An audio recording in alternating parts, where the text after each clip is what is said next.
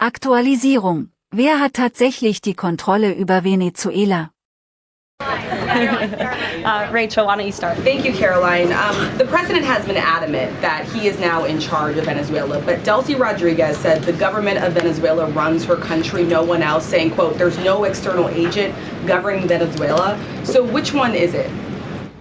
Let me just be very clear. This is the first time that I've addressed Venezuela from the podium since being back and since the historic and incredibly successful military operation, law enforcement operation conducted by our United States military that you all saw and the world witnessed last week. The skill, the might of the United States military and our country under the leadership of this president is on full display to the rest of the world. And let's just set the record straight. There isn't another military in the world who could have pulled off this operation. There is not another president in the world or in our nation's history who had the courage to authorize such a mission. And I think the world has taken notice that America is truly back.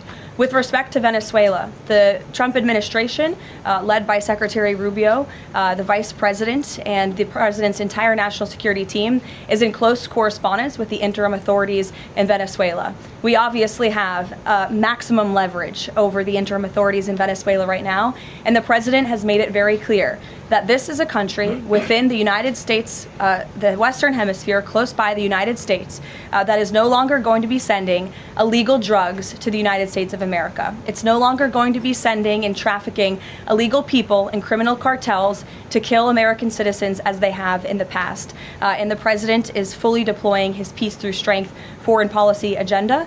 So we're continuing to be in close coordination with the interim authorities, and their decisions are going to continue to be dictated by the United States of America. Just one follow-up, when you talk about that leverage there, has the Venezuelan government fully committed to turning over its oil to the United States indefinitely, and what happens if they do not?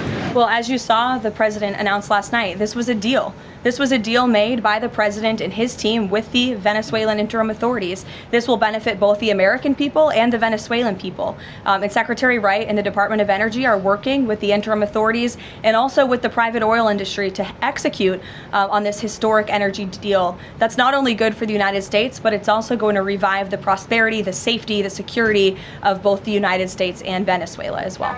Ed. Following up on the oil part of this, 30 to 50 million barrels of oil, how exactly is that going to work? You're getting it out of Venezuela into the United States? Yes. And then what? That's exactly right. So as you know, Ed, as the president announced last night, this was the sanctioned oil that was basically just sitting in barrels, sitting on ships because of the effective quarantine of the United States of America. And the interim authorities have agreed to release that oil to the United States, so it will be arriving here at home very soon. The United States government has already begun marketing Venezuelan crude oil in the global marketplace for the benefit of the United States, engaged the world's leading commodity marketers, key banks to execute and provide financial support for these crude oil and crude product sales.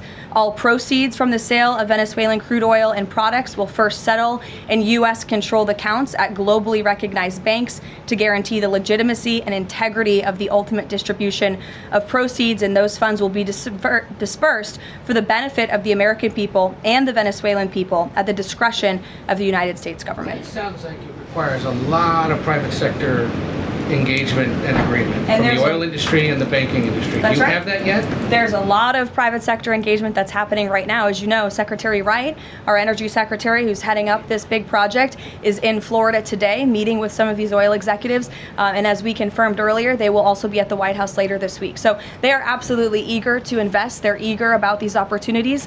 And Secretary Wright is a very well knowledgeable guy when it comes to oil and energy, and he's the perfect man for the job. Another quarter of the world. Real quick on Iran. Go ahead. So just to follow up on the oil, 30 to 50 million barrels is an initial tranche, if you will, and then what happens after that? What I won't get ahead of the plans that the president and his team are currently speaking with the interim authorities about, but rest assured, there is a long-term plan here. Secretary Rubio and the entire team are working diligently on it, and this is just sort of the first action that you all are seeing. Ed. Thanks, Caroline. So in order to get these oil companies to invest billions in Venezuela, how will the U.S. reassure that their workers will be safe in Venezuela? Could there be troops involved? At this point in time, as you know, there are no troops on the ground in Venezuela. The president, of course, reserves the right to use the United States military if necessary. It's not something he wants to do. Diplomacy is always the first option, as you saw. He tried that with Nicolas Maduro, but unfortunately, he was an illegitimate dictator and an unserious person. And so President Trump authorized this law enforcement operation, and now Nicolas Maduro is sitting in a prison cell in New York. So certainly the president is going to do what's in the best interests of the American people, and that includes workers from our energy and oil industry as well. With that meeting tomorrow, what is the message the president is going to give to the oil executives, and what does he want to hear? Well, the meeting is on Friday, and it's just a meeting to discuss, obviously, the immense opportunity that is before these oil companies right now. Stephen. Thank you, Caroline, and congratulations again. Thank you.